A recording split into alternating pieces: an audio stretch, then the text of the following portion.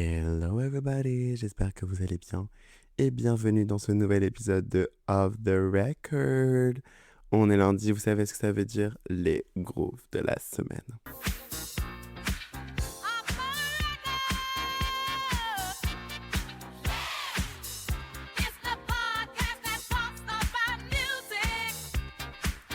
Bon guys, j'espère que vous allez bien. Training season's over, comme dirait Jolipa. Aujourd'hui, on doit parler de beaucoup de choses. Et quand je dis beaucoup de choses, c'est surtout des concerts. Et oui, parce qu'on va parler de 5 concerts. Girl, this is too much. This is actually too much. On doit parler du concert de Dua Lipa au Mexique, qui est genre exceptionnel. On doit aussi parler du concert de DJ Pee-wee, de Bruno Mars et de Victoria Monet, parce que oui, j'ai été à la Night One de Bruno Mars à Paris. Et on doit aussi parler de Shai Acte 3, son concert. Voilà, donc c'est parti en fait. Déjà, vous, j'espère que ça va parce que là, sous grosse clavicule, on peut plus là. Vraiment, la chaleur, c'est insupportable. Là, vraiment, il fait genre 34 degrés dans ma ville. On n'en peut plus. Et j'habite dans le sud. Donc, c'est-à-dire que nous, on n'est pas en état caniculaire, alors qu'à Paris, ils sont en canicule. Bref, anyway, now let's talk about Dua Lipa, live from Mexico. C'était une date de son Radical Optimism Tour qui a eu lieu en 2024. Non, 2025, pardon. Et waouh. En fait, quelle performance. Je sais pas si on commence par les aspects négatifs ou positifs. Je pense qu'on va commencer par le négatif pour finir par le positif. Déjà, on est dans un stade. La scène de Dua Lipa n'est pas faite pour les stades. Et on va retrouver le même point chez Bruno Mars. Sa scène n'est pas faite pour un stade. Et je pense que c'est mon seul point négatif de son concert. Ça va être le stade, parce qu'en soi, les chorés étaient là. Les tenues étaient là. Les vocalement, c'était là. Tout était là. Ah si, et un autre point, quand je dis la scène aussi, que c'est un point négatif, dans le sens où la scène est trop petite, parce qu'en fait, elle est divisée en deux. On a genre scène principale avec une B-stage, et après, on a une C-stage, enfin, je sais pas si on peut dire une C-stage. Une troisième scène, en gros, qui est genre détachée, mais qui est juste devant la B-stage, vous voyez. Et en fait, moi, ce que j'aurais fait, ça aurait été un peu comme le Eternal Sunshine Tour. Ça aurait été en fait, lier les deux. Genre faire une avancée qui continue, de manière à ce que ça fasse comme si c'était une immense scène, au lieu d'avoir vraiment fait, genre, la petite avancée, genre, des arènes, un bloc, et après la troisième scène. Je trouve ça genre tellement ridicule. Mais en vrai, je pense pas que la scène aurait été beaucoup plus longue. Parce que quand je regarde les photos, je me dis, ça n'aurait pas marché. Ça n'aurait pas marché. Mais du coup, voilà. Après, en termes de durée du concert, on est vraiment genre sur un concert de 2 heures. Vraiment genre 2h05. Après, moi, je l'ai regardé, je l'ai pas écouté. Dans le sens où, genre, j'ai regardé la vidéo YouTube avec, du coup, les moments documentaires un petit peu. Et ça faisait genre 2h05, 2h10. Donc, je pense que si on enlève ça, mais vu que c'était à la place des interludes, ouais, je pense qu'on est sur un concert de 2h10. En stade, je trouve ça un peu court, 2h10. Après, si on prend... En soi, elle a gardé la setlist des arènes. Donc en soi, je trouve que c'est grave ok. Parce qu'en soi, 2h10 en arène, je trouve ça grave ok. Donc voilà, ce sera mes seuls points, genre un peu négatifs, que genre c'était un peu court et que la scène était pas adaptée. En soi, pour le point positif, déjà, Radical Optimism Tour. Radical Optimism, c'est mon album préféré de Dua Lipa. Genre vraiment, il a dépassé Future Nostalgia de loin. Genre, je trouve que l'album est tellement bien construit. Les thèmes qu'il aborde, genre vraiment... En fait, Dua Lipa, c'est la meuf, elle a tellement manifesté. Training season's over. En fait, la meuf, elle manifeste, la go, elle est mariée. Voilà, la go, elle s'est mariée. Et nous, on est où? On est encore célibataire. Tout l'album est bien. Pour moi, c'est genre vraiment... En fait, genre, Radical Optimism, pour moi, c'est un no skip. Dans le sens où, à la limite, le seul skip... Mais non, il n'y a aucun skip, en fait. Genre, tout est bien. Happy for you, moi, il me faut là. Enfin, là, je le dis, moi, il me faut là. Donc maintenant, si on doit parler un peu des actes, du coup, un peu du concert. Le premier acte, Training Season, End of an Era, Break My Heart et One Medley. Je suis désolé, c'est fou. en fait, commencer avec Training Season. Déjà, l'intro est folle avec les images de vagues et tout, et la vague Dua Lipa qui monte, qui nous fait la high note du Robert Albert Hall, là, folle. Deuxième acte, What You Doing, Levitating These Walls, Oye Mi Amor et Maria. Donc Oye Mi Amor, c'est avec un feat d'un artiste mexicain, parce que Dua Lipa, en gros, c'était un peu sa petite tradition pendant le Radical Optimism, ce que je trouve génial. C'était dans chaque pays qu'elle était, en gros, elle chantait une chanson du pays. Donc en France, je sais plus ce qu'on a eu. Je crois qu'on a eu Lolita. Genre, c'est pas ma faute. Non. Je crois que c'était ça. Donc, grave cool. Et là-bas, du coup, ils ont chanté une chanson mexicaine. Et l'artiste est venu, du coup. Et Maria folle. Quand je vous dis qu'elle est folle, c'est que vraiment, cet effet un peu flamenco et tout et tout, moi, j'ai kiffé. Voilà, je le dis. Le troisième acte, c'est celui qui m'a un peu moins saisi.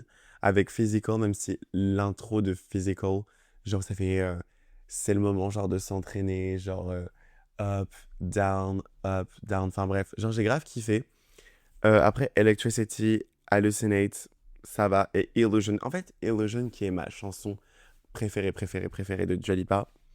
En fait, j'ai été grave déçu. J'étais en mode, je trouve qu'elle a pas réussi à redonner l'énergie de la version studio. Genre, déjà, dans la version, en gros, elle a fait un album Extended Version. Et genre, je trouve que Illusion, elle est pourrie en Extended Version. Genre, elle a cassé, genre, tout le rythme.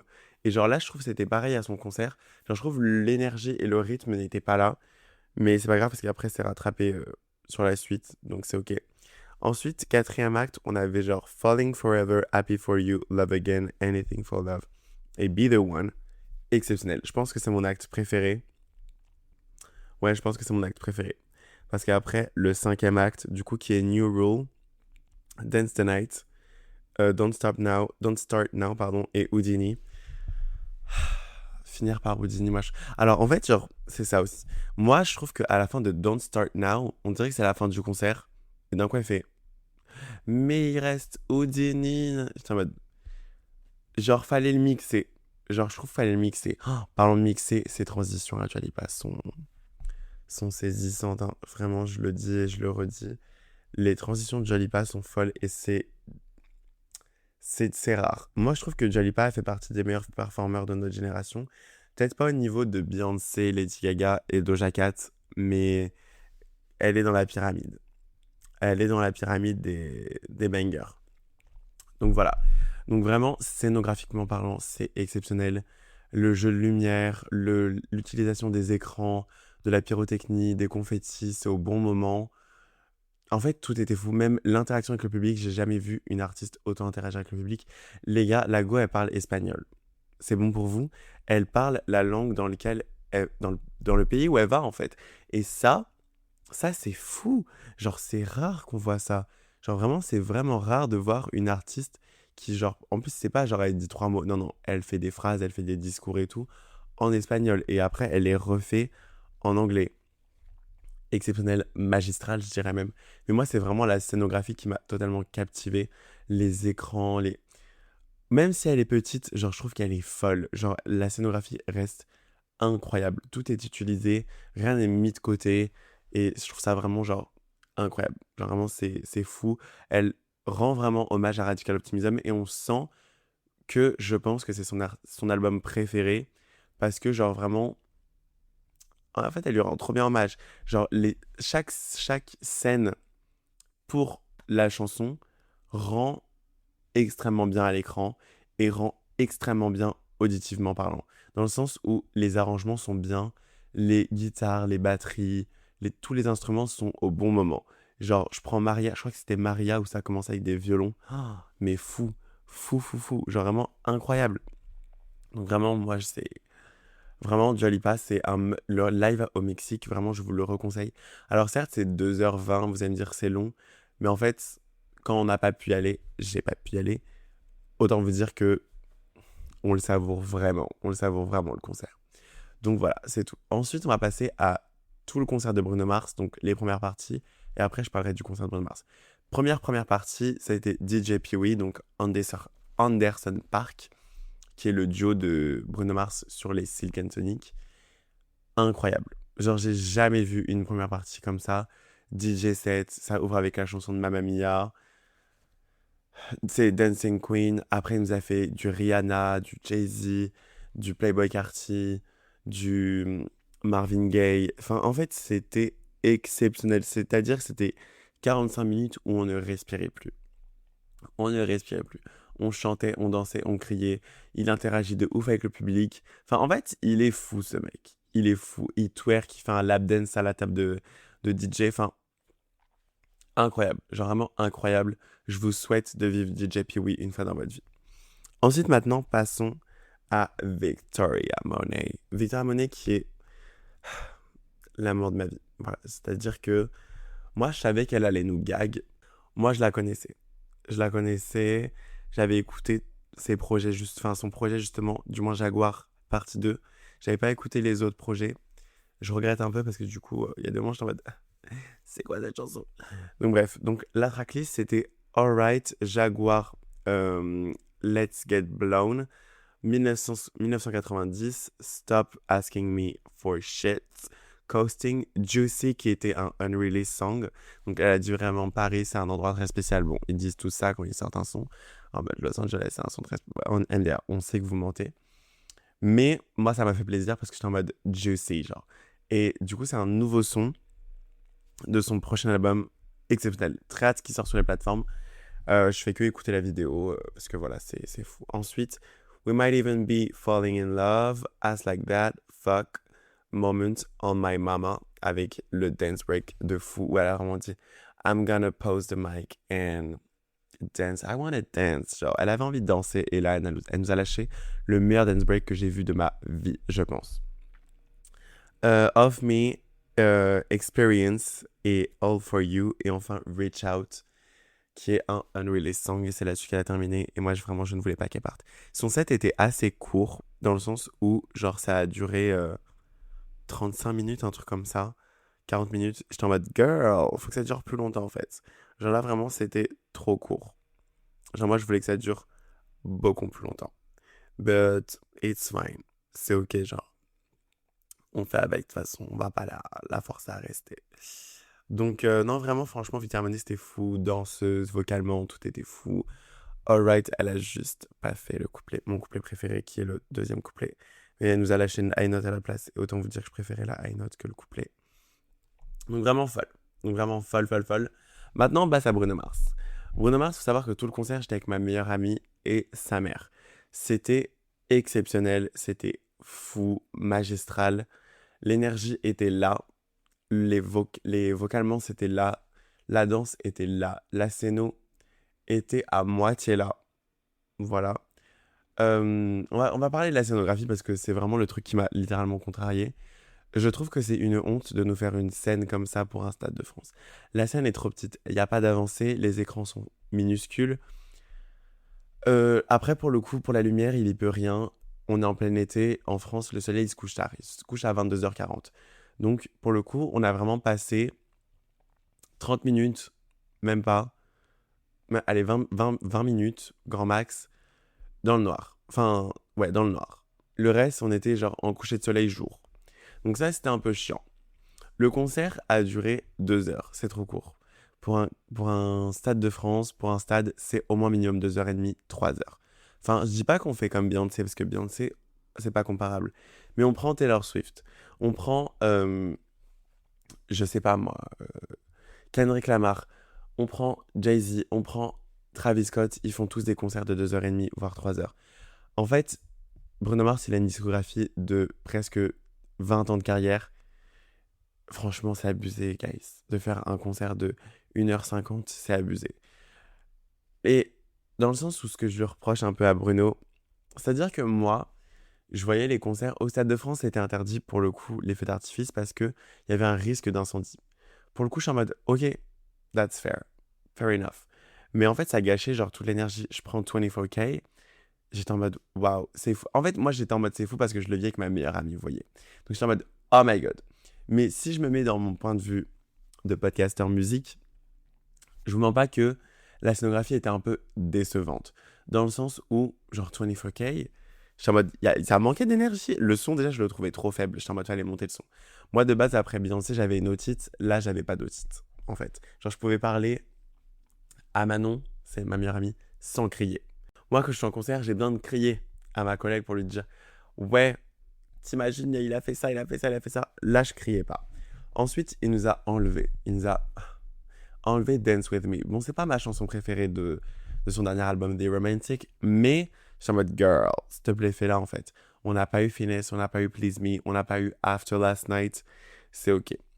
Donc, maintenant sur la tracklist, je trouve que les sons de son nouvel album sont ceux qui sont le mieux performent. On va pas se mentir, c'est ceux qui sont. Ouvrir avec Risk It All, après Cha Cha Cha, On My Soul, fou. Ensuite 24K Magic, Treasure, fou. God Was Showing Off, I Just Might, incroyable. Perm, fou. Why You Wanna Fight, incroyable. That's What I Like, incroyable. Something Serious, en fait c'est ma chanson préférée de The Romantic, et là j'étais en mode oh my god, c'était une des seules chansons où il y avait de la pyrotechnie. Voilà. En fait, la pyrotechnie était mal utilisée dans le concert et le peu de feux d'artifice qu'il y avait était aussi mal utilisé. Et je trouve ça dommage. Même les confettis, ils étaient envoyés au mauvais moment. En fait, je comprends pas. Bref, je comprends pas. Ensuite, on va passer au Silicon Sonic. Quand Anderson .Paak a rejoint Bruno Mars sur scène, tout le monde s'est assis. C'est-à-dire que j'ai l'impression que les Silicon Sonic, personne ne connaissait.